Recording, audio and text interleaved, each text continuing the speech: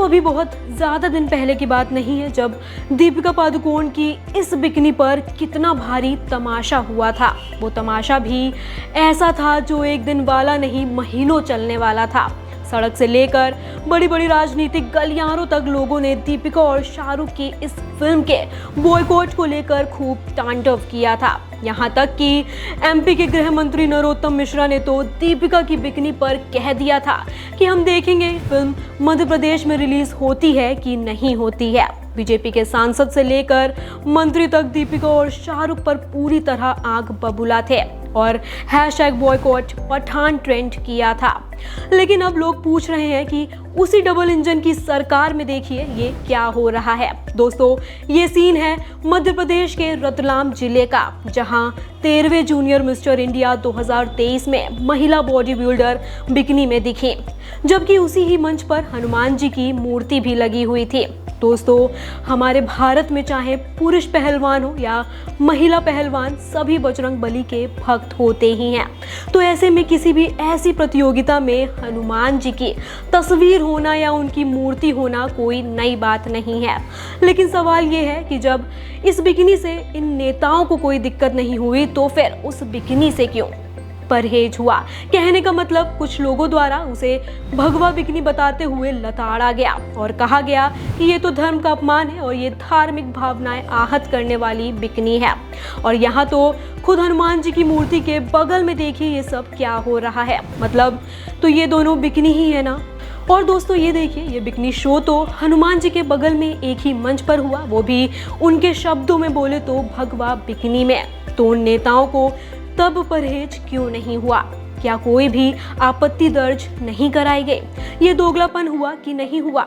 अब जरा गौर कीजिए इस कार्यक्रम के आयोजन पर, जहां इस कार्यक्रम के संरक्षक हैं बीजेपी के विधायक चैतन्य कश्यप। लिखने वालों ने स्पेलिंग मिस्टेक की है, लेकिन इनका नाम चैतन्य कश्यप ही है। और समिति में है रतलाम के समस्त भाजपा पार्षद विधायक। और बात इन्हीं नेताओं तक खत्म नहीं हुई। आयोजकों के पोस्टर में सबसे ऊपर इसे मुख्यमंत्री ट्रॉफी बताया गया है और नीचे मुख्यमंत्री शिवराज सिंह चौहान का नाम भी लिखा हुआ है। मतलब विधायक से लेकर समस्त भाजपा पार्षदों को पता था कि इस तरह का कार्यक्रम हो रहा है। उसके बावजूद भी इस तरह का कार्यक्रम बेलगामी के साथ संपन्न किया गया। अब कांग्रेस ने इस मुद्दे पर बीजेपी को लपेटते हुए इस कार्यक्रम को फूहड़, बेहुदा और अश्लील बताया है और कहा है कि सभागृह को गंगा जल से धोएंगे, हनुमान चालीसा का पाठ करेंगे और फिर उसको पवित्र करेंगे। इसके अलावा अब सुनने में आया है कि कांग्रेस ने इसका इतना विरोध किया कि जाके संबंधित थाने में ताला भी लगवा दिया। दोस्तों राजनीति अपनी जगह, लेकिन इस मामले के कई पहलू हैं। कुछ लोगों को इस बात पर आपत्ति है कि जब आयोजन करने वालों को पता था कि इसमें बॉडी दिखानी जरूरी है, मतलब बॉडी बिल्डिंग का कार्यक्रम है, तो लड़का हो या लड़की तो बॉडी तो दिखाएगा ही ना। ये तो बुनियादी बातें हैं। तो फिर मंच में हनुमान जी की मूर्ति रखने की क्या जरूरत थी? क्योंकि बात यहाँ सिर्फ भगवा बिकनी की ही नहीं हो रही। अमूमन ऐसा कोई भी मंच जहाँ हमारे आराध्य की मूर्ति होती है या उनका कोई पोस्टर होता है, हम कोशिश करते हैं कि वहाँ हम चप्पल पहनकर भी ना जाएं। लेकिन यहाँ कंटेस्टेंट हील पहनकर आराम से मॉडलिंग कर रहे हैं। ये भी किस हद तक गलत है?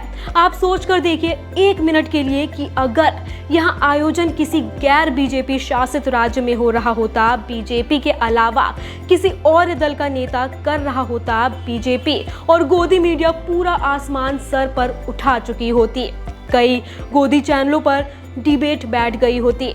दोस्तों इस मामले में मैं केवल आपको इस दौर की राजनीतिक हकीकत बता रही हूँ, बिना किसी लाभ लपेट के। और मैं नहीं चाहती कि ऐसी कोई भी बात मैं बोलूँ जो किसी एक को ठीक लगे और दूसरे को बुरी लगे, क्योंकि हर किसी की भावनाएं अलग हो सकती हैं, हर किसी की राय अलग हो सकती है।